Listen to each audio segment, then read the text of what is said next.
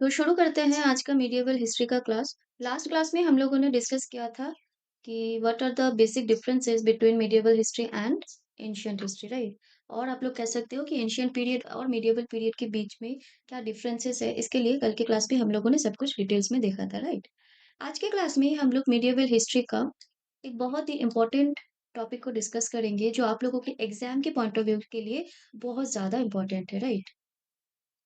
तो आज के क्लास में हम लोग डिस्कस करेंगे सोर्सेस ऑफ मिडिएवल हिस्ट्री। बहुत बहुत इम्पोर्टेंट है।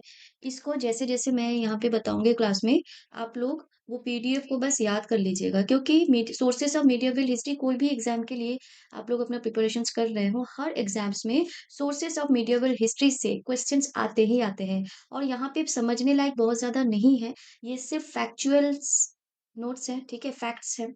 तो फैक्ट्स के हिसाब से ही आप लोगों को इसको याद करना है। ऐसा नहीं है कि इसमें बहुत कुछ समझने वाला है। ये फैक्ट्स हैं और इसको आप लोगों को याद ही करना पड़ेगा, इसमें कोई और ऑप्शंस नहीं है, ठीक है? चलो, तो सबसे पहले हम लोग देखेंगे कि कौन से वो सोर्सेस हैं मिडिएवल हिस्ट्री में। उसके बाद हम लोग सोर्सेस के अंदर इंडिजिनस लिटरेचर एंड मैलफुजट लिटरेचर के बारे में आज की क्लास में डिस्कस करेंगे। क्लियर है? चलो। तो सबसे पहले हम लोग देखेंगे, यहाँ पे मैंने एक टाइम पीरियड रखा है कि कभी-कभी ना कभी-कभी दिमाग से निकल जाता है, या फिर आप लोगों को भी, अभी आप लोगों का प्रिपरेशन की शुरुआत है। तो मीडिएवल हिस्ट्री ऑफ इंडिया का टाइमलाइन क्या था? तो मीडिएवल हिस्ट्री के जितने भी अभी स्टार्टिंग दिनों के जितने भी नोट्स हैं, हर नोट्स पे मैं ये टाइम मेंशन कर दूँगी, ताकि आप लोगों को ध्यान में रहेगा, आप लोग ध्यान में रखोगे, ठीक है? कि कब से कब तक मीडिएवल हिस्ट्री ऑफ इंडिया का टाइम पीरियड था। ताकि ये आप लोगों को दिमाग में रहेगा, आगे जाके आप लोगों के प्रिपरेशंस में काफ़ी ज़्यादा मदद मिलेगी। Medieval history of India which lies between 8th to 18th century, ठीक है? इसको ध्यान में रखिएगा और मैं कोशिश करूँगी कि मीडिएवल हिस्ट्री के सारे नोट्स में सबसे पहले मैं इसको रख पाऊँ, ठीक है? चलो, क्योंकि 2-4 बार आप लोग देखोगे, 2-4 बार नोट्स में इसको रिवाइज़ करोगे तो अपने आप ये याद में आ जाएगा, ठीक है? चलो, तो सबसे पहले हम लोग सोर्सेज़ को डिस्कस करेंगे, सोर्सेज़ ऑफ मीडिएवल हिस्ट्री। मेरे जितने पुराने स्टूडेंट्स हैं, लास्ट ईयर मैंने उनको मीडिएवल हिस्ट्री के सोर्सेस के बारे में बताया था, बट इस बार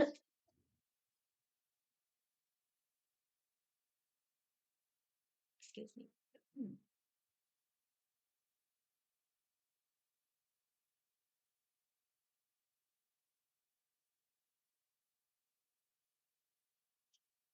हुँ। बट इस बार मैंने सोर्सेस में बहुत सारा एक्स्ट्रा नोट्स डाला है, बहुत सारे एक्स्ट्रा इन्फॉर्मेशंस मैंने रखा है। तो मेरे ओल्ड स्टूडेंट्स अपने पुराने नोट्स के साथ ये नया नोट्स को भी रिवाइज़ में रख लीजिएगा, ठीक है? चलिए। Sources of medieval history क्या है ये? A large number of sources are available to study the history of medieval India. These sources provide a great deal of information about the medieval times, the art and architecture, history, literature, agriculture, industry, commerce and trade, civilization, philosophy and religion. ठीक है? मतलब हमें जितने भी sources मिलते हैं from medieval history, उन sources से हमें उस टाइम पीरियड का आर्ट एंड आर्किटेक्चर के बारे में पता चलता है, हिस्टोरिकल इवेंट्स के बारे में पता चलता है, literature, agriculture, industry, commerce, trade, civilisation, philosophy and religion के बारे में पता चलता है कि उस टाइम स्पैन में इंडिया में एग्रीकल्चरल प्रोसेसेस क्या होते थे, लिटरेचर किस तरीके से लिखे जाते थे, इंडस्ट्री क्या हुआ करते थे, कॉमर्स एंड ट्रेड कैसे चलते थे, इन सिविलाइजेशन, फिलॉसफी, रिलीजन क्या थे। ठीक है, आप सबको पता है कि सोर्सेस को स्टडी करने का मेन पर्पस यही है कि उस टाइम के सोसाइटी को जानने समझने के लिए हमें सोर्सेस को डिस्कस करना पड़ता है, सोर्सेस को समझना पड़ता है, ठीक? These sources cover the socio-economic aspects of medieval India। अब यहाँ पे जो भी सोर्सेस हैं, ठीक है, जितने सोर्सेस आज के डेट पे अवेलेबल हैं, ये सारे सोर्सेस मिडिएवल इंडिया के सोशियो इकोनॉमिक एस्पेक्ट को कवर करता है, ठीक है? जितने भी सोर्सेस जहाँ से भी आप लोगों को मिलेगा, जहाँ से भी आप लोग सोर्सेस को कवर करोगे, तो वो जो पर्टिकुलर एक बुक होगा, लिटरेचर होगा, ठीक है, अकाउंट्स होंगे, क्रॉनिकल्स होंगे, वो सारे सोर्सेस क्या करेंगे? मिडिएवल इंडिया के सोशियो इकोनॉमिक एस्पेक्ट को कवर करेगा।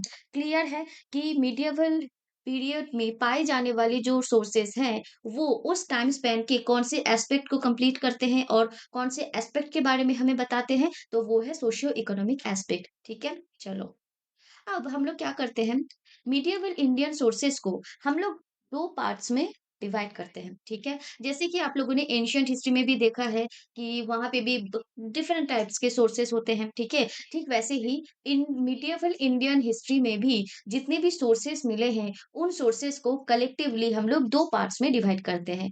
फर्स्ट पार्ट लिटरेरी सोर्सेस, ठीक है? इसको ध्यान में रखिएगा कि लिटरेरी सोर्सेस जितने भी लिटरेचर बेस्ड सोर्सेस होंगे, उनको कलेक्टिवली लिटरेरी सोर्सेस कहा जाता है, जिसके अंदर लिटरेचर्स होंगे, ठीक है? जिसके अंदर सारे के सारे लिटरेचर्स होंगे। ये वो लिटरेचर्स हैं जो मिडिएवल पीरियड में लिखा गया था। किसने लिखा था? जितने भी ऑथर्स थे, ठीक है? जितने भी कोर्ट पोएट्स थे, ठीक है? जितने भी कभी-कभी कुछ-कुछ तो सुल्तान्स थे, जिन्होंने भी लिखा था, कुछ काज़ीर थे। तो डिफरेंट-डिफरेंट पर्सन्स थे, डिफरेंट-डिफरेंट उनका डेज़िग्नेशन था, तो उन लोगों ने अपने टाइम पीरियड के बारे में, अपने सुल्तान के बारे में, अपनी सोसाइटी के बारे में, अपने पर्टिकुलर रिलिजन के बारे में क्या लिखा अपने लिटरेचर में, वहाँ से हमें उस पीरियड के बारे में पता चलता है। और जितने भी लिटरेचर बेस्ड सोर्सेज़ होते हैं, जितने भी लिटरेचर बेस्ड सोर्सेज़ अभी तक मिडिएवल हिस्ट्री से हमें मिले हैं, कलेक्टिवली उनको लिटरेरी सोर्सेज़ कहा जाता है। इसके अंदर क्या-क्या आता है? Indigenous literatures. इंडिजिनस लिटरेचर क्या है? इंडिजिनस लिटरेचर वो लिटरेचर है जो कि इंडिया में ही लिखा गया है और इंडिया के बारे में लिखा गया है, ठीक है? देन रीजियोनल लिटरेचर मतलब रीजियंस अब मैंने आप लोगों को कल के क्लास में बताया था कि मिडिएवल पीरियड में बहुत सारे रीजियोनल पावर्स इमर्ज होने लगे, राइट? तो जो रीजियोनल पावर्स थे, रीजियोनल डायनास्टीज़ थे, वो लोग अपने-अपने रीजियन्स के बारे में लिखते थे कि उनका रीजियन कैसा था, उनका किंग कैसा हुआ करता था, उनकी रीजियन का स्पेशलिटी क्या हुआ करता है, क्या डिफिकल्टीज़ उन्हें फेस करने पड़ते हैं, क्या वो चैलेंजेज़ हैं जो उनको फेस करना पड़ता है। तो इसीलिए रीजियन से जितने भी लिटरेचर कलेक्ट किए गए हैं अभी तक, वो सब रीजियनल लिटरेचर के अंदर आता है, जो कि हमें मिडिएवल पीरियड के बारे में बताता है। देन रिलिजियस लिटरेचर, ठीक है? बहुत सारे लिटरेचर आप लोगों को मिलेंगे, जहाँ पे रिलीजियस टॉपिक के ऊपर लिखे गए हैं, ठीक है? वो इस्लाम से रिलेटेड हो सकता है, हिंदुइज़्म से रिलेटेड हो सकता है, बुद्धिज़्म से रिलेटेड हो सकता है,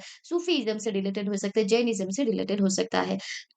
पीरियड में लोग बहुत ज़्यादा लिखने लगे थे, ठीक है? लिटरेचर बहुत ज़्यादा फ्लोरिश हो रहा था, तो यहाँ पे लोग रिलिजियन टॉपिक के ऊपर भी रिलिजियंस के ऊपर भी लिखने लगे थे। तो इस तरीके से हमें रिलिजियस लिटरेचर भी मिलते हैं, जहाँ से हमें मिडिएवल हिस्ट्री के बारे में पता चलता है। ऑफ़िशियल डॉक्यूमेंट्स जैसे कोई भी ऑफिशियल्स ने कोई डेटा पब्लिश किया या फिर कोर्ट मतलब मानो कोई एक कोर्ट पोएट है जिसने अकबर के कोर्ट से रिलेटेड इंफॉर्मेशंस रखा है जैसे अबुल फजल है वो अकबर के कोर्ट पोएट हुआ करते थे और वो अकबर के कोर्ट में क्या क्या हो रहा है किस तरीके से अकबर डिसीजंस लेते थे उनके टाइम पे किस तरीके का डेटा को रखा जाता था डेटा को किस तरीके से कलेक्ट किया जाता था ठीक है तो ये जितनी भी चीजें ऑफिशियल डॉक्यूमेंट्स के अंदर आते थे इन डॉक्यूमेंट से भी हमें मीडिएवल पीरियड के बारे में अच्छा खासा नॉलेज मिल जाता है, ठीक है? बायोग्राफीज़ ठीक है, बहुत टाइम सुल्तान्स क्या करते थे, अपने बारे में लिखते रहते थे, जिनको हम लोग ऑटोबायोग्राफीज़ बोलते हैं। कभी-कभी सुल्तान नहीं लिखते थे, लेकिन दूसरे कोई पर्सन थे जो सुल्तान के बारे में लिख रहे थे। तो मीडिएवल पीरियड में हमें बायोग्राफीज़, ऑटोबायोग्राफीज़ काफ़ी मात्रा में देखने को मिला है in comparison to ancient period और ये अच्छा खासा लिटरेरी सोर्सेज़ बन गए हैं, जहाँ से हमें मीडिएवल पीरियड के बारे में पता चलता है। उसके बाद कुछ मेमोइर्स हैं, जो भी एक लिटरेरी सोर्सेस है। उसके बाद फ़ोक ट्रेडिशंस ठीक है, जो लोकल ट्रेडिशंस होते हैं, ठीक है? जो लोकल लेवल पे लोग कुछ लिख रहे हैं, लोकल लेवल पे कुछ एक्सप्लेन कर रहे हैं कोई भी एक्टिविटीज़ को, वहाँ से हमें मिडिएवल पीरियड के बारे में पता चल रहा है और वो लिटरेरी सोर्सेस का एक पार्ट बन जाता है। देन ट्रैवलर्स अकाउंट जितने भी मिडिएवल पीरियड पे ट्रैवलर्स इंडिया पे आए थे या फिर मानो इंडिया के कुछ लोग फॉरेन कंट्री में ट्रैवल करने के लिए गए थे, ठीक है? तो कोई भी ट्रैवलर अगर इंडिया पे आते हैं, इंडिया को वो देख के अपने अकाउंट्स में, अपने डायरी पे वो क्या लिखते हैं, तो ये सारी चीज़ें लिटरेरी सोर्सेज़ के अंदर आ जाते हैं। ट्रैवलर अकाउंट्स बहुत इम्पोर्टेंट है, मिडिएवल हिस्ट्री पे बहुत सारे ट्रैवलर्स आते हैं, काफ़ी टाइम तक अलग-अलग मतलब एम्पायर्स में रहते हैं, ठीक है? एम्पायर्स को स्टडी करते हैं, ऑब्ज़र्व करते हैं और उनके बारे में वो अपने अकाउंट्स में डिटेल्स देते हैं। तो ट्रैवलर्स अकाउंट मिडिएवल हिस्ट्री में बहुत इम्पोर्टेंट एक सोर्स माना जाता है। उसके बाद आता है मलफ़ूज़ात लिटरेचर। ये टर्म आप लोगों ने शायद नया सुना होगा लेकिन बहुत इम्पोर्टेंट है मलफ़ूज़ात लिटरेचर। तो आज के क्लास में मैं सिर्फ डिस्कस करूँगी इंडिजिनस लिटरेचर को एंड मलफ़ूज़ात लिटरेचर को, ठीक है? अब बैक टू द नोट्स यहाँ पे हम लोगों ने देखा है कि मीडिएवल हिस्ट्री से रिलेटेड जितने भी सोर्सेस हैं वो 2 पार्ट्स में डिवाइडेड है। तो पहला पार्ट तो अभी तक हम लोगों ने डिस्कस कर लिया है, जो कि था लिटरेरी सोर्सेस। अब हम लोग सेकंड पार्ट को डिस्कस करेंगे, जो कि है archaeological sources. Archaeological sources as ये आप लोगों ने एंशिएंट हिस्ट्री में भी देखा है कि एंशिएंट पीरियड में भी आर्कियोलॉजिकल सोर्सेस के थ्रू एंशिएंट पीरियड के बारे में पता चलता है, राइट? ठीक वैसे ही मीडिएवल पीरियड में भी आर्कियोलॉजिकल सोर्सेस अवेलेबल है, जिनके थ्रू हमें मीडिएवल पीरियड के बारे में बहुत कुछ पता चलता है। जैसे मीडिएवल पीरियड में बहुत ज़्यादा इंस्क्रिप्शंस को लिखा गया इंस्क्रिप्शंस बनने लगे थे, ठीक है? इंस्क्रिप्शंस होते हैं हार्ड सरफेस पे जब कुछ लिखता है। ये एंशिएंट पीरियड पे शुरू हुआ था, पर मीडिएवल पीरियड में बहुत ज़्यादा ये बनने लगे थे। तो इसलिए इंस्क्रिप्शन आर्कियोलॉजिकल सोर्सेस का एक हिस्सा बन जाता है। उसके बाद coins different different kings different different sultans आते हैं, अलग-अलग कॉइन्स को इश्यू करते हैं, ठीक है? और उन कॉइन्स के ऊपर भी वो लोग बहुत कुछ लिखते थे, ठीक है? तो क्या वो लिखते थे, वो कॉइन्स किससे बनता था, वो कॉइन्स कौन से सुल्तानेट के पीरियड पे इश्यू किया गया था, यहाँ से भी हमें उस सोसाइटी के बारे में पता चलता है। Then monuments, sculptures, paintings, excavations ये सब कुछ आर्कियोलॉजिकल सोर्सेस के अंदर आएगा, जहाँ से हमें मीडिएवल पीरियड के बारे में पता चलेगा, ठीक है? तो ये हम लोग हमारे आने वाले 2-3 क्लासेस में कवर करेंगे, क्योंकि मीडिएवल हिस्ट्री से रिलेटेड ये जो टॉपिक है, सोर्सेस क्या है मीडिएवल हिस्ट्री का, ये बहुत बड़ा चैप्टर है, बहुत लेंदी है और बहुत इम्पोर्टेंट है। मतलब मीडिएवल हिस्ट्री में 50% क्वेश्चंस अगर आप लोग देखोगे स्टेट पीसीएस एग्जाम्स में, एसएससी में, रेलवे जीके में या कोई भी कॉम्पिटिटिव एग्जाम्स हो, उसमें मीडिएवल पीरियड सोर्सेस से 50% क्वेश्चंस आते ही आते हैं। मतलब मीडिएवल हिस्ट्री से अगर मानो 10 क्वेश्चंस आएँगे, उनमें से 5 क्वेश्चंस सोर्सेस से बनते ही बनते हैं। बहुत इंपॉर्टेंट टॉपिक है ये, ठीक है? अगर इसको अच्छे से याद कर लिया, तो मीडिएवल हिस्ट्री का 50% आप लोगों का कवर हो गया, क्योंकि बाकी 50% में हम लोग एम्पायर्स को कवर करेंगे, दिल्ली सल्तनत, मुगल्स को कवर करेंगे। क्लियर है? चलो। अब डिस्कस करेंगे लिटरेरी सोर्सेस। इंडिजिनस लिटरेचर क्या है? जबकि मैंने बताया कि ये वो लिटरेचर है जो इंडिया में बने हैं इन मतलब और इंडिया के लोगों के थ्रू ही बने हैं, ठीक है? मतलब बहुत टाइम ऐसा होता है कि जैसे मानो कोई एक ट्रैवलर है, इंडिया से ट्रैवल करके वो अपने कंट्री पे गए और वहाँ पे बैठ-बैठ के वो इंडिया के बारे में लिख रहा है, तो वो इंडिजिनस लिटरेचर नहीं होगा। जब इंडिया पे बैठ के यहाँ के राइटर्स ने इंडिया के बारे में लिखा है, तो हम इस टाइप के लिटरेचर को इंडिजिनस लिटरेचर कहेंगे, ठीक है? अब हम लोग बात करेंगे डिफरेंट इम्पोर्टेंट बुक्स को जो कि आप लोगों के लिए बहुत इम्पोर्टेंट है। सी यहाँ पे बुक का नेम होगा लेफ्ट साइड में, मिडिल में ऑथर होगा और राइट साइड में इम्पोर्टेंस होगा, ठीक है? और भी जो भी इम्पोर्टेंट और कुछ एक्स्ट्रा अगर मुझे बताना होगा तो मैं लिख दूँगी यहाँ पे, ठीक है? चलो, तो सबसे बात को कौन-सी बुक कौन से टाइम पीरियड पे आया था, मैंने वो टाइम पीरियड यहाँ पे नहीं दिया है क्योंकि वो उससे ना ये नोट काफ़ी ज़्यादा लेंदी हो जाता। फिर स्टूडेंट्स को देख के ना स्टूडेंट डरने लगते हैं कि इतना कुछ याद करना पड़ेगा। तो ज़्यादातर मतलब टाइम बेस्ड क्वेश्चन बहुत ही कम आते हैं, ठीक है? अगर हमें कुछ मिला तो हम उसके बेस पे टाइम फ्रेम को ऐड कर लेंगे। लेकिन अभी यहाँ पे सिर्फ बुक, ऑथर एंड इम्पोर्टेंस के हिसाब से ही आप लोग इस चार्ट को याद रखोगे। क्लियर है? चलो, नाउ सबसे हम लोग देखेंगे चाचनामा, ठीक है? जो कि किसने लिखा था? अली कूफ़ी में। यहाँ पे बहुत ज़्यादा समझना नहीं है, बस इसको याद रखना है। किससे रिलेटेड है थोड़ा बहुत ये ध्यान में रख सकते हो, ठीक है? और कौन नाम है, किस तरीके से आप लोगों को याद करना है, ये आप लोगों पे डिपेंड करेगा। लेकिन जैसे ये कंप्लीट हो जाएगा, मैं कुछ ट्रिक बता दूँगी, उसके थ्रू भी आप लोग याद रख सकते हो। क्लियर? चलो, तो चाचनामा इसको लिखा है अली कूफ़ी ने। इम्पोर्टेंस क्या है? अरब कॉन्क्वेस्ट ऑफ सिंध। जब अरेबियंस पहले सिंध रीजियन पे आते हैं, सिंध रीजियन को कॉन्क्वेस्ट करते हैं, तो ये उस टाइम पीरियड से रिलेटेड है और उस टाइम पीरियड के बारे में ही बताता है कि किस तरीके से अरेबियंस सिंध को कॉन्क्वेस्ट करते हैं। किसने लिखा है? अली कुफ़ी ने लिखा है, जिसको हम लोग चाचनामा बोलते हैं, बहुत इंपॉर्टेंट है। यहाँ पे जितने भी आप लोगों को नेम मिलेगा, सारे के सारे पीवाईक्यू बेस्ड नेम्स हैं, ठीक है? इंपॉर्टेंट नहीं होता तो मैं यहाँ पे मेंशन ही नहीं करती, राइट? नाउ तबसुत-ई-नासिरी, मिन्हाज-उस-सिराज किसके बारे में है? दिल्ली सल्तनत के बारे में है। Clear?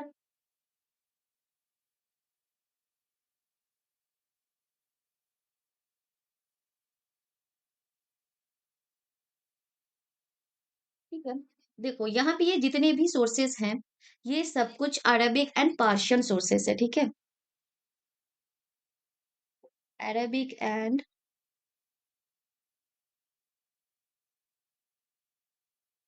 Persian sources. Clear now.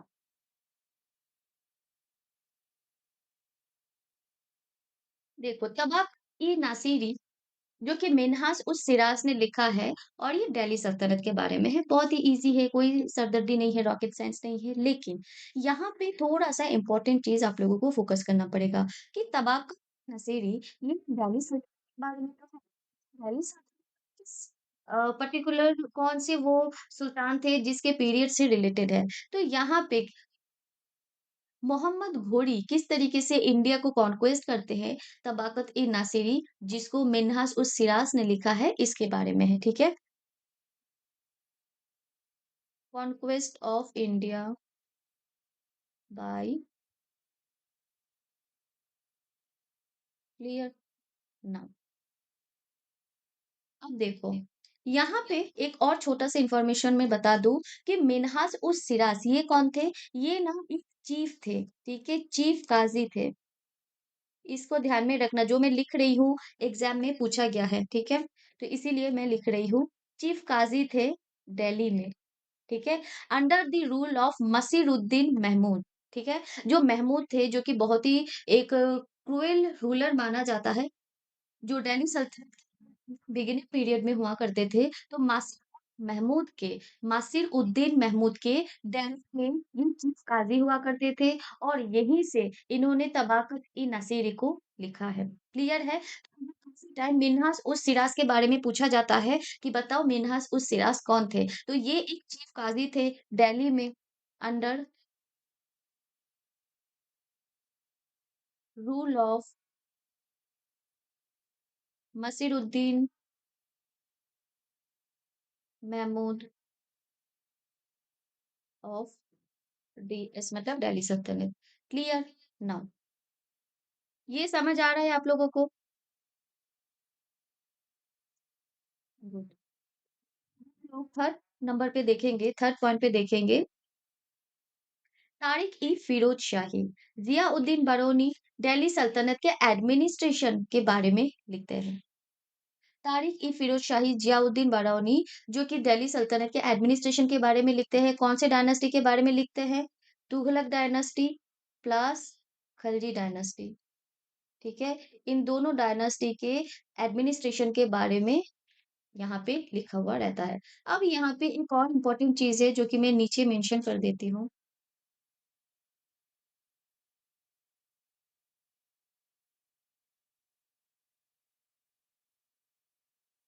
देखो ये जो जियाउद्दीन बारोडी था, बहुत इम्पोर्टेंट है कि ये कंटेम्पोररी थे। किसके कंटेम्पोररी थे?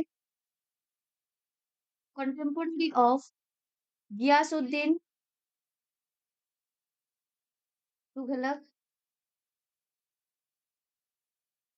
गियासुद्दीन तुगलक, मोहम्मद बिन तुगलक जिसके बारे में आप लोगों ने काफ़ी सुना होगा, जिसको थोड़ा-सा मैड किंग भी बोला जाता है, मैड सुल्तान भी बोला जाता है एंड फिरोज़ शाह तुगलक। क्लियर है। तो फिरोज़ शाह तुगलक, मोहम्मद बिन तुगलक और गियासुद्दीन तुगलक के कंटेम्परेरी कौन थे? जियाउद्दीन बरौनी थे, ठीक है? इन्होंने जब अपना काम शुरू किया था, तब उन्होंने मतलब इन्होंने जब अपना राइटिंग का काम शुरू किया था, तब बलबन दिल्ली सल्तनत का सुल्तान हुआ करता था और जब इन्होंने अपना राइटिंग को कंप्लीट किया, अपने वर्क को कंप्लीट किया, तब फिरोज़ शाह तुगलक दिल्ली सुल्तान के सुल्तान रहे थे। मतलब जियाउद्दीन बरौनी का जो वर्क टाइम वर्क का जो टाइमलाइन था, वो बलबन से लेके शुरू करके फिरोज़ शाह तुगलक के पीरियड तक कंटिन्यू हुआ था। क्लियर है? बलबन के पीरियड से शुरू किया था और फिरोज़ शाह तुगलक के पीरियड तक उनका टाइमलाइन, उनका वर्क टाइमलाइन कंटिन्यू हुआ था। क्लियर है? नाउ एक और बात यहाँ पे मैं बता दूँ कि जो तारिक फिरोज़ शाही है, उसका ही कंटिन्यूएशन पार्ट है, जो कि फ़तवा-ए-जहानदारी के नाम से जाना जाता है। क्लियर?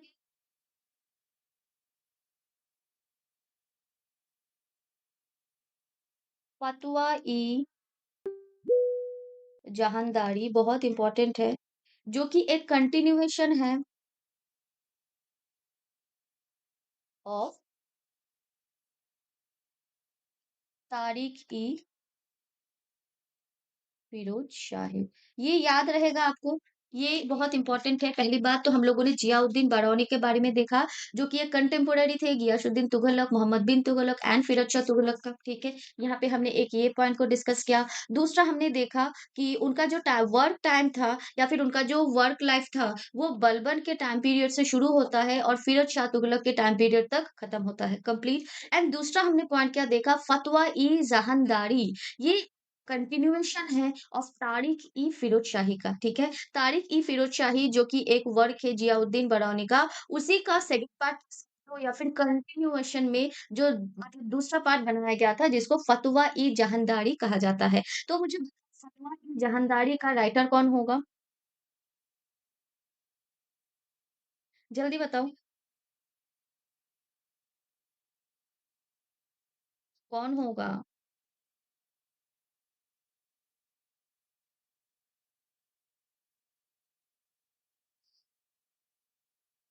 जियाउद्दीन बरौनी, क्लियर? फतवा ई जहानदारी का राइटर होगा जियाउद्दीन बरौनी। ये दोनों तारीखी फिरोज शाही एंड फतवा ई जहांदारी दोनों इन्हीं का वर्क है। समझ आया ये? ना, अभी हम लोग डिस्कस करेंगे हमारे नेक्स्ट एक और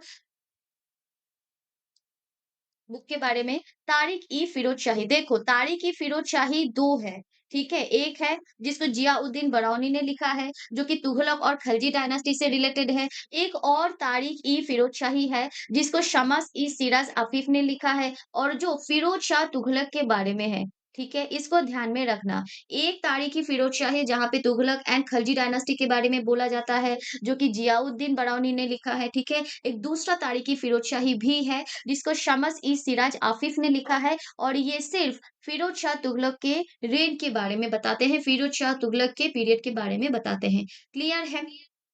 नाउ नेक्स्ट सलातीन, यहाँ पे सारे के सारे बुक नेम पीवाईक्यूज में ऑलरेडी आ चुका है। कोई ना कोई आप हिस्ट्री का पीवाईक्यूज उठा के देख लो, कहीं ना कहीं पे आपको दिख जाएगा एक या दो क्वेश्चन। बहुत इंपॉर्टेंट है।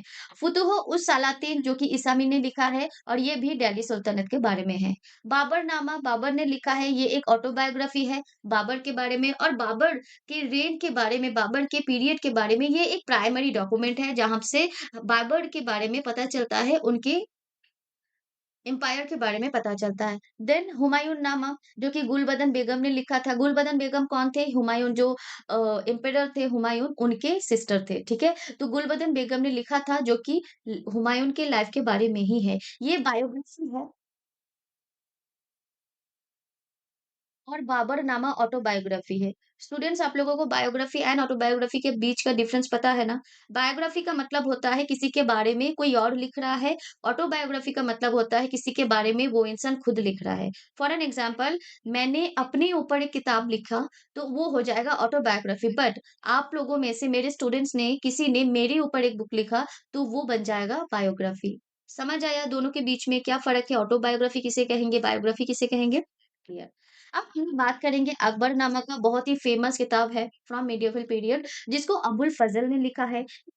हिस्ट्री ऑफ अकबर के बारे में बताता है, ठीक है? अकबर का पीरियड कैसा था, उनका पॉलिटिकल एडमिनिस्ट्रेशन कैसा था, ठीक है? वो किस तरीके से मैनेज करते थे पॉलिटिकली, रिलेशंस कैसे एस्टेब्लिश करते थे। तो इन पॉलिटिकल पर्सपेक्टिव के ऊपर से अकबर के पीरियड को अगर रिटन डॉक्यूमेंट्स में कहीं से मिलेगा, कहीं पे डिपिक्ट किया गया, तो वो होगा अकबरनामा। उसके बाद आईनी अकबरी है, जो कि अबुल फजल ने लिखा था और ये अकबर के पीरियड से ही रिलेटेड है, ठीक है? अकबर के रेन पीरियड के बारे में ही बताते हैं, उनके एडमिनिस्ट्रेशन, इकोनॉमी, सोसाइटी के बारे में बताते हैं। क्लियर? नाउ नेक्स्ट है तुजो की जहांगीरी, जो कि जहांगीर ने लिखा है और ये जहांगीर का एक मेमोइर्स है। क्लियर? ये कोई ऑटोबायोग्राफी नहीं है। तुजो की जहांगीरी में जहांगीर ने कुछ थोड़ा बहुत अपने सोसाइटी के बारे में, अपने स्टेट के बारे में, अपने एडमिनिस्ट्रेशन के बारे में लिखा है। कुछ उन्होंने अपनी मतलब वहां पे उन्होंने पर्सपेक्टिव शेयर किया है, अपने बारे में अपने ऊपर कुछ नहीं लिखा है। तो इसीलिए इसको आप लोग एक मेमोइर्स ऑफ जहांगीर बोल सकते हो, जो कि जहांगीर ने लिखा है। पातशाहनामा अब्दुल हामिद लाहौरी ने लिखा है। रेन ऑफ शाहजहां के बारे में है, ठीक है? अब्दुल हामिद लाहौरी, ये कुछ सिमिलर है, जो कि अभी एक मूवी आई थी, वहां पे भी एक ऐसा नाम था किसी का, राइट? अब्दुल हामिद लाहौरी टाइप। चलो, उसके बाद देखिए ये सियासतनामा देखिए निजामुल मुल्क तुसी ने लिखा है, ये मुस्लिम हाउसहोल्ड के जितने भी इंस्टीट्यूशंस है, दिल्ली सल्तनत का जो पहला पीरियड था, पहला फेज़ था, पहला सुल्तान था, वो मतलब स्लेव डायनास्टी से बिलॉन्ग करते थे। तो वही स्लेव हाउसहोल्ड का इंस्टीट्यूशंस हुआ करते थे। इंस्टीट्यूशंस के बारे में यहाँ पे डिटेल्स दी गई है और यहाँ पे अर्ली तुर्की सुल्तान के बारे में भी बताया गया है। ये जो स्लेव हाउसहोल्ड, स्लेव इंस्टीट्यूशंस के बारे में बोला जा रहा है, ड्यूरिंग अर्ली तुर्किश सुल्तान के बारे में है, उसी पीरियड से रिलेटेड है। देन ताज उल मसीर जो कि हसन निज़ामी का है, first official account on Delhi सल्तनत। डीएस का मतलब होता है दिल्ली सल्तनत, इसको ध्यान में रखना। आने वाले टाइम पे जितने भी हम लोग नोट्स देखेंगे, हर जगह पे मैं डीएस ही लिखूँगी, ठीक है? चलो। नेक्स्ट शाही जो कि याहिया सरहिंदी का है और ये घोरी डायनास्टी का एक इम्पोर्टेंट ऑफिशियल डॉक्यूमेंट है और ये शायद डी फॉर डायनास्टी शायद डायनास्टी के बारे में भी यहाँ पे हमें पता चलता है। तो तारिक-ई मुबारक शाही ये घोरी डायनास्टी एंड शायद डायनास्टी से रिलेटेड है और याहिया सरहिंदी ने इसको लिखा है। नेक्स्ट तारिक-ई फिरोज शाही जियाउद्दीन बरौनी ने लिखा है। अच्छा ये तो मैंने शायद बता दिया है, right? Yes.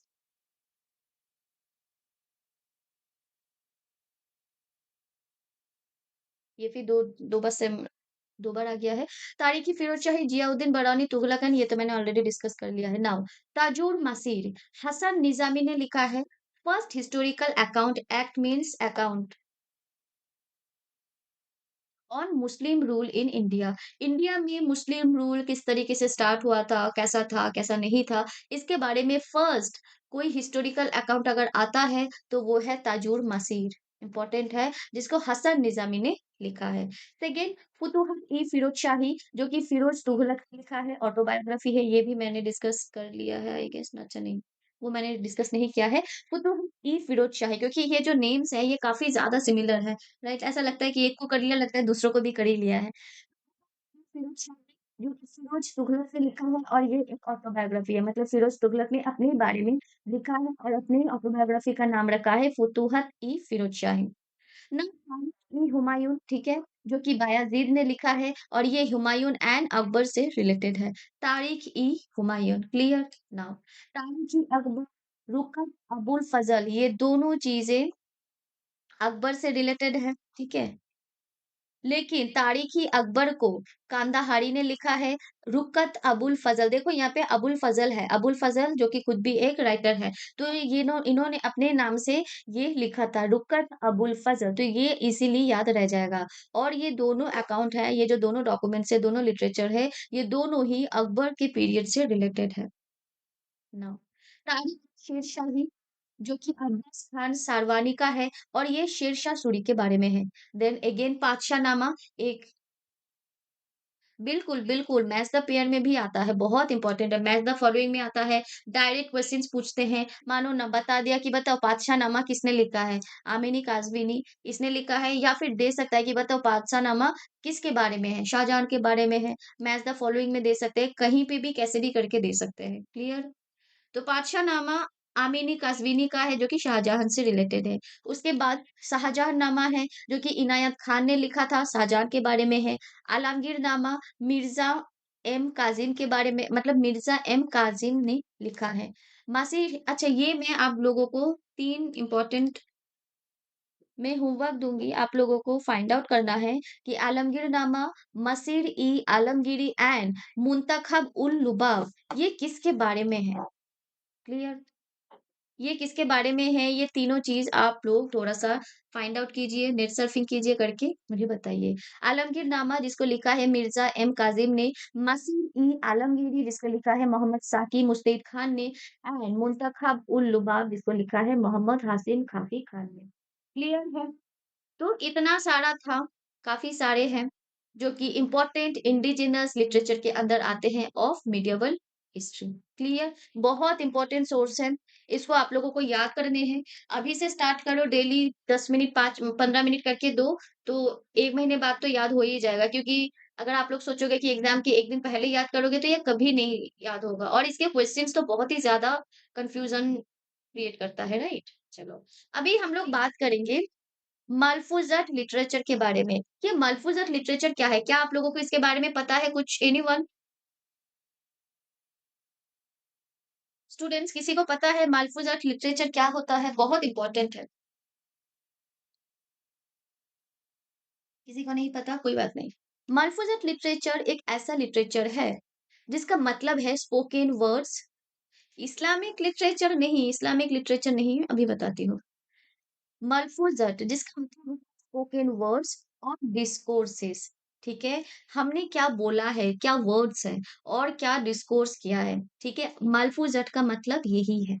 It refers to the recorded conversations, sermons, teachings and sayings of Sufi saints written down by their disciples। देखो, आप लोगों को पता ही होगा, कल के क्लास में भी मैंने शायद बताया होगा कि मीडिएवल पीरियड में इस्लाम का इन्फ्लुएंस काफ़ी ज़्यादा था, ठीक है?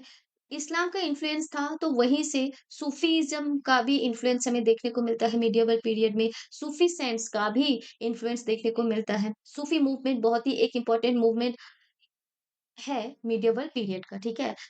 सूफ़ी साइंस है, ये अपने आप में कन्वर्सेशंस करते थे। उस कन्वर्सेशन को अगर आप रिकॉर्ड कर लो रिटन डॉक्यूमेंट्स में, ठीक है? या फिर जैसे सरमॉन्स, जो भी सरमॉन्स होते हैं, जो कि सूफ़ी सेंट्स देते हैं, उसको अगर आप लोग लिख लो लिटरेचर के ऊपर, ठीक है? उनके टीचिंग्स के ऊपर आपने कोई एक लिटरेचर लिखा है, कोई एक किताब लिखा है, तो उस लिटरेचर को हम लोग बोलेंगे मालफ़ूज़ात। मतलब ये सूफ़ी सेंट्स जो कि फेमस थे, सूफ़ी सेंट्स किसके अंदर आते थे? सूफ़ी मूवमेंट। भक्ति मूवमेंट, सूफी मूवमेंट, पुराने स्टूडेंट को शायद पता होगा, तो सूफी मूवमेंट, भक्ति मूवमेंट मिडिएवल पीरियड का बहुत ही फेमस मूवमेंट हुआ करता था। इसकी जो मेन अ, क्या बोलते हैं, जो मेन पार्ट्स होते थे वो थे सूफी सेंट्स, ठीक है? जो सूफी मूवमेंट का जो मतलब पार्टिसिपेंट्स थे। तो सूफी सेंट्स जो भी चीज़ें बोलते थे, ठीक है? जो भी टीच करते थे स्टूडेंट को, जो भी टीचिंग के पर्पज़ के लिए जो भी चीज़ें बोलते थे, जो भी लेक्चर्स देते थे, जो भी आइडियाज़ को स्प्रेड करने की कोशिश करते थे, वो सारी चीज़ें जब एक किताब के अंदर लिखी जाने लगी, जब वो रिटन डॉक्यूमेंट्स में कन्वर्ट हो गए, तब हम लोग उस रिटन डॉक्यूमेंट्स को मलफ़ूज़ात लिटरेचर कहते हैं। क्लियर है, समझ आया कि मालफूज़ात लिटरेचर क्या है? Malfuzat literature is simply written documents हैं किनका? सूफी सेंट्स का, of their sayings, of their opinions, of their teachings, of their motivational works, of their philosophies, of their ideas. Clear? Sufi saint का जो भी आइडियाज़ हुआ करता था, उनका जो भी ओपिनियन हुआ करता था, उनका जो भी फिलॉसफीज़ हुआ करता था, रिटेन कन्वर्सेशंस हुआ करता था, उन सब को अगर रिटेन डॉक्यूमेंट्स में पब्लिश किया जाए, तो उनको हम लोग मालफूज़ात लिटरेचर कहते हैं। क्लियर हुआ स्टूडेंट? थोड़ा जल्दी बताइए। गुड। और ये सच है, बहुत इम्पोर्टेंट है for social, cultural, religious history के लिए, ठीक है? मीडिएवल इंडिया में। इसके इसका क्या है? First teachings and conversations of Sufi cents. Sufi cents आपस में क्या बात करते थे? क्या उनके बीच में कन्वर्सेशंस होते थे? उनका टीचिंग्स क्या था? किस बारे में बात करते थे? ये जो मालफूज़ात लिटरेचर है, उन्हीं का एक कलेक्शन है। Now second recording by disciples. अब देखो कोई एक सूफी सेंट है जो आपस में बात कर रहा है, क्या वो ही अपने कन्वर्सेशन को लिखेंगे? नहीं, उनके जो डिसिपल्स होते थे, उनके जो शिष्य होते थे, वो लोग क्या करते थे अपने सेंट के जितने भी टीचिंग्स होते थे, जितने भी फिलॉसफीज होते थे, उनको लिख लेते थे, उनको रिकॉर्ड कर लेते थे और उनको बाद में पब्लिश भी कर देते थे, ठीक है? Written mainly in Persian, Persian language में इनको लिखा जाता था। Focus on spiritual guidance, ethics and devotion rather than political events. और ये जो इनके जो मतलब इनको जो कलेक्ट किया जाता था, इन मतलब इनके जो कन्वर्सेशन को रिकॉर्ड किया जाता था, किस लिए? Because to spread spiritual guidance को स्प्रेड करने के लिए, एथिक्स को बताने के लिए, डिवोशन को स्प्रेड करने के लिए ही ये कलेक्शन, ये रिकॉर्ड किया मतलब रिकॉर्डेड जो वर्क होता था, ये किया जाता था।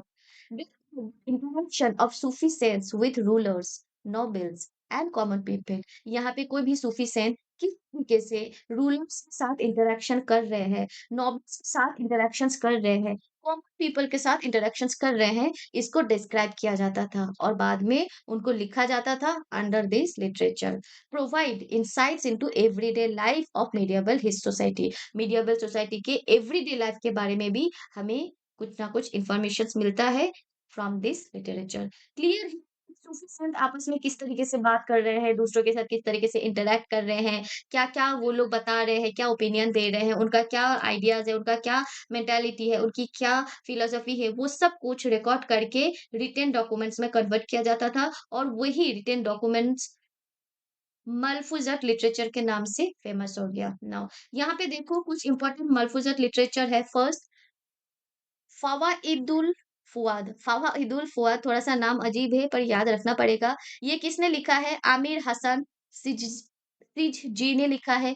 निज़ामुद्दीन औलिया और ये कौन से सूफी सेंट से रिलेटेड है? निज़ामुद्दीन औलिया, ठीक है? Most important Malfuzat of the Chishti order, ठीक है? चिश्ती ऑर्डर में बहुत ही इम्पोर्टेंट एक मलफूज़ात लिटरेचर है। Describes the teaching and daily discourses of Nizamuddin Auliya. Nizamuddin Auliya daily क्या बोलते थे, उनका टीचिंग्स क्या था, उनके ओपिनियन क्या था, उनके बारे में यहाँ पे लिखा हुआ है। फ़वाइद उल फ़ुआद, ठीक है? जिसको लिखा है अमीर हसन सिजवी ने, निज़ामुद्दीन औलिया से रिलेटेड है। सेकंड लिटरेचर क्या है? खैर उल मजलिस जो कि हामिद कलंदर ने लिखा है। किसके बारे में है? नशीरुद्दीन महमूद चिराग दिल्ली, ठीक है? नशीरुद्दीन महमूद चिराग ई दिल्ली। ये है सफिशिएंट का नाम और राइटर का नाम कौन है? Hamid Qalandar. Information on the Chishti order and Delhi sultanate society. तो इस लिटरेचर में हमें चिश्ती ऑर्डर मतलब जितने भी सूफी संत थे उनका जो चिश्ती ऑर्डर क्या था, ठीक है? किसके बाद क्या आए थे, हमें इस ऑर्डर के बारे में पता चलता है और दिल्ली सल्तनत सोसाइटी के बारे में पता चलता है। नाउ ओलियम, ठीक है? Contains biographical material rather than being a pure Malfuzat. मतलब ये जो सियर उल औलिया है, ये प्योर मलफूजत नहीं है, ठीक है? यहाँ पे बायोग्राफिकल मटेरियल ज़्यादा है। बायोग्राफिकल मटेरियल मतलब कुछ सूफी संत पर्सनल लाइफ को ज़्यादा फोकस किया गया है, ना कि उनके ओपिनियन को, उनके टीचिंग्स को या उनके सेइंग को फोकस नहीं किया गया है। क्लियर? ये थोड़ा-सा ध्यान में रखना। चलो। मीर खुर्द ने लिखा है, चिश्ती सेंट्स के बारे में जितने भी चिश्ती सेंट्स हैं, उन सब के बारे में है। Important source on the lives and traditions of Chishti saints, ठीक है? जितने भी चिश्ती सेंट्स थे, उनके लाइव्स एंड ट्रेडिशंस से रिलेटेड ये एक इम्पोर्टेंट सोर्स है। तो इनके नाम थोड़े-से बस यही तक था। इनके नाम थोड़े से अलग हैं, अजीब है। इनको फर्स्ट टाइम पढ़ोगे तो बहुत ही टफ लगेगा बट डेली बेसिस पे थोड़ा बहुत रिवाइज़ करोगे तो अच्छा खासा याद हो जाएगा। बहुत इम्पोर्टेंट है, ठीक है? तो आज की क्लास में हम लोगों ने इंडिजिनस लिटरेचर को कवर कर लिया है, मालफूज़ात लिटरेचर को कवर कर लिया है। नेक्स्ट हम लोग मिडिएवल के क्लासेस में जो रिमेनिंग पोर्शन्स है, सोर्सेस ऑफ मिडिएवल हिस्ट्री का, वो कवर करेंगे। किसी को कोई डाउट है? एनीवन?